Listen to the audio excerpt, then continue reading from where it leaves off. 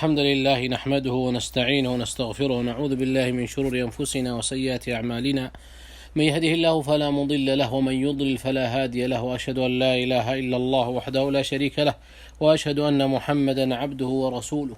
يا أيها الذين آمنوا اتقوا الله حق تقاته ولا تموتن إلا وأنتم مسلمون. يا أيها الناس اتقوا ربكم الذي خلقكم من نفس واحدة وخلق منها زوجها وبث منهما رجالا كثيرا ونساء، واتقوا الله الذي تساءلون به والأرحام إن الله كان عليكم رقيبا. يا أيها الذين آمنوا اتقوا الله وقولوا قولا سديدا يصلح لكم أعمالكم ويغفر لكم ذنوبكم، ومن يطع الله ورسوله فقد فاز فوزا عظيما. أما بعد، فقد جاءت الشريعة الإسلامية بحفظ الضرورات، ومنها حفظ النفس، ونهت عن كل ما يلحق بالنفس والبدن الضرر، فحرمت الاعتداء على النفوس بغير حق، وجعلت العقوبة على ذلك عظيمة. قال الله تعالى: ومن يقتل مؤمنا متعمدا فجزاؤه جهنم خالدا فيها وغضب الله عليه ولعنه وأعد له عذابا عظيما. وجعل الاعتداء عليها بالضرب محرما، وجعل تناول شيء يضر بها من المحرمات، وجعل في المسكر الحد لأنه سبب في الهلكة، بل نهى عن الإفراط في الأكل لئلا يضر المسلم بنفسه ويرهق بدنه، بل جاءت الشريعة بأن يعتني المسلم ببدنه ويحافظ على صحته ولا يورد نفسه المهالك، بل جاء النهي صريحا في كتاب الله، نهي صريح في ألا يلقي المسلم بنفسه إلى التهلكة. قال الله تعالى: ولا تلقوا بأيديكم إلى التهلكة. فالقدوم على أرض نزل بها الطاعون من إلقاء النفس إلى التهلكة، وعدم البعد عن مسببات الأمراض وإقحام النفس في أماكنها هو إيراد لها للتهلكة، هو إيراد لها في الهلكة. ومن الزج بالنفس إلى هلكتها وإضعافها فعل الذنوب والمعاصي وعدم التوبة، هذا كله إلقاء للنفس بالتهلكة، كل هذا إلقاء بالنفس إلى الهلكة، بل اليأس من رحمة الله، وأن الذي عمل ذنبا عظيما فقنط من رحمة الله وأيس فهذا قد ألقى بنفسه إلى الهلكة، بل عليه ألا ييأس من رحمة الله ولا يقنط من روح الله. فالشريعة الإسلامية جاءت بقطع كل ضرر بالأنفس والعقول والأموال والأعراض، وقبل ذلك الدين. جاءت الشريعة الإسلامية بمراعاة مصالح العباد في أنفسهم وأموالهم وأبدانهم، حتى نهت عن تكليف أنفسهم ما لا يطيقون، بل قال صلى الله عليه وسلم: خذوا من الأعمال ما تطيقون، وفي لفظ: عليكم من العمل ما تطيقون، رواه البخاري ومسلم. ومن الهلكة والأسباب الجالبة لها الاختلاف في الدين، فقد قال صلى الله عليه وسلم: إنما هلك من كان قبلكم بكثرة سؤالهم واختلافهم على أنبيائهم، رواه مسلم. وروى عن عبد الله بن عمرو رضي الله تعالى عنه أن رسول الله صلى الله عليه وسلم قال: لما سمع أصوات رجلين اختلفا في آية: إنما هلك من كان قبلكم باختلافهم في الكتاب. فلنبتعد أيها المسلمون عن أسباب الهلكة الحسية والمعنوية، ولنحذر من وسائل الهلاك وطرقه.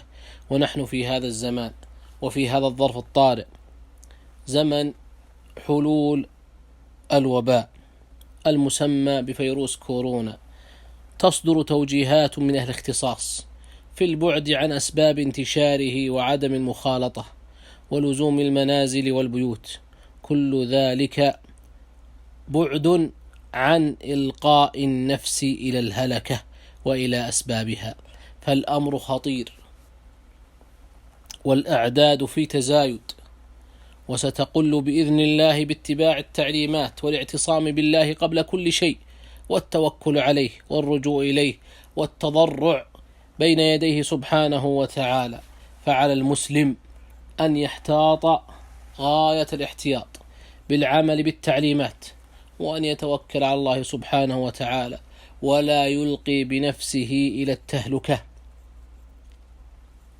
فالأمر ليس راجعا لأذواقنا، في أخذ تلك التعليمات أو تركها، ولا لمصالحنا الخاصة، بل الأمر يعم المجتمع بأكمله والوطن بعمومه، والمصلحة العامة مقدمة على المصلحة الخاصة. والمسلم يصبر في زمن الوباء ويحبس نفسه عما يريده حفاظا على نفسه وأهله ومجتمعه، ويكون بعيدا عن المخالفات متمثلا لما أصدرته تلك الجهات. فعلينا أيها الإخوة أن نعمل بالأسباب، وأن نأخذ الأمر على الجد، وأن نكون جماعة واحدة غير متفرقين ولا مختلفين، بل لأمر الله ممتثلين ولولاة أمرنا طائعين. ومن المهمات في هذا الزمان أن نتوجه إلى الله سبحانه وتعالى، وأن نكثر من الدعاء، وأن ننشغل بتلك العبادات والطاعات عن نشر الأخبار وغيرها وتتبعها، وأن نشغل أوقاتنا فيما ينفعنا، وأن لا نكون سببا في إهلاك أنفسنا، وأن نعصم أنفسنا باعتصامنا بالله وبحبله من أن نكون وقودا، ونعوذ بالله من ذلك لجهنم، نسأل الله العافية. بل المسلم يسأل ربه العافية ويسأل ربه السلامة، فالنبي صلى الله عليه وسلم أخبرنا كما في الحديث الصحيح أن الجنة أقرب إلى أحدنا من شراك نعله، وقال صلى الله عليه وسلم والنار مثل ذلك.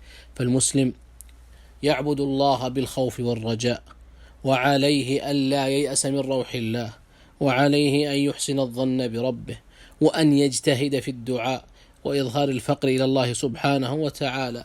فالله يبتلي عباده بالضراء ويبتليهم بالسراء ويبتليهم بالبأساء ليمتحنهم ويبتليهم بذلك ليرجعوا إليه وينيبوا إليه. فالمسلم خاصة في حال الوباء وفي أثناء الوباء لا ينبغي أن يكون حاله كحاله قبل نزول الوباء، بل عليه بترك الذنوب كبيرها وصغيرها، وعليه بالمبادرة إلى التوبة النصوح، كما أمر الله سبحانه وتعالى توبوا إلى الله جميعا أيها المؤمنون لعلكم تفلحون، وأمر بالتوبة النصوح. وكذلك علينا بالصبر على قضاء الله وقدره، وعلينا كذلك بمجاهدة النفس على الطاعات. لا بد من المجاهدة، لا بد المسلم أن يجاهد نفسه وأن يحمل نفسه على ذلك، وأن يجاهد نفسه بإقامة الفرائض والكف عن المحرمات، وبذلك يكون قد فر إلى الله سبحانه وتعالى. وليكن شعار المسلم وعجلت إليك ربي لترضى. فالمسلم يسارع إلى رضا ربه ويطلب الشوق إلى لقائه، فالله سبحانه وتعالى رحيم بنا لطيف بنا عليم بأحوالنا مطلع علينا، يريد منا أن ندعوه ادعوني أستجب لكم، يريد منا أن نتضرع إليه، يريد منا أن نستغفره سبحانه وتعالى، يريد منا سبحانه وتعالى أن نتوب إليه. فاعلم أنه لا إله إلا الله واستغفر لذنبك.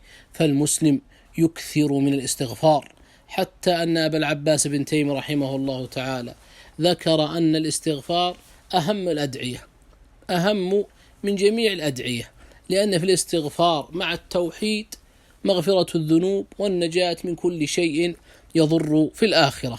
فالمسلم عليه أن يجتهد في ذلك وأن لا يفرط في ذلك، وعليه أن لا يضيع وقته من بين يديه، فهو أنفس ما عني بحفظه، فإن من علامات المقت ضياع الوقت.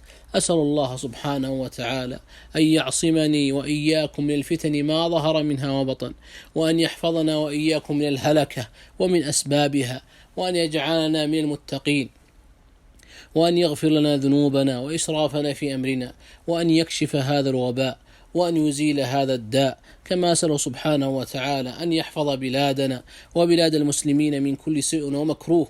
اللهم من أرادنا وبلادنا وبلاد المسلمين بسوء وفتنة اللهم فاشغله بنفسه واجعل كيده في نحره. كما أسأله سبحانه وتعالى أن يجزي العاملين في كل القطاعات وخاصة القطاعات الصحية أن يجزيهم خير الجزاء على ما يقدمونه للمسلمين ولأبناء أوطانهم من خير ونفع متعد ظاهر. وأسأل الله سبحانه وتعالى أن يتجاوز عن ذنوبنا وأن يلطف بنا وأن يجعل هذا الوباء درسا عظيما لتصحيح أوضاعنا وأن نستفيد منه وأن نكون ممن اعتبر وأن نكون ممن اتأخذ العظة والعبرة. كما أسأله سبحانه وتعالى أن يجمعنا مع نبينا محمد صلى الله عليه وسلم، والله أعلم، وصلى الله وسلم على نبينا محمد وعلى آله وصحبه.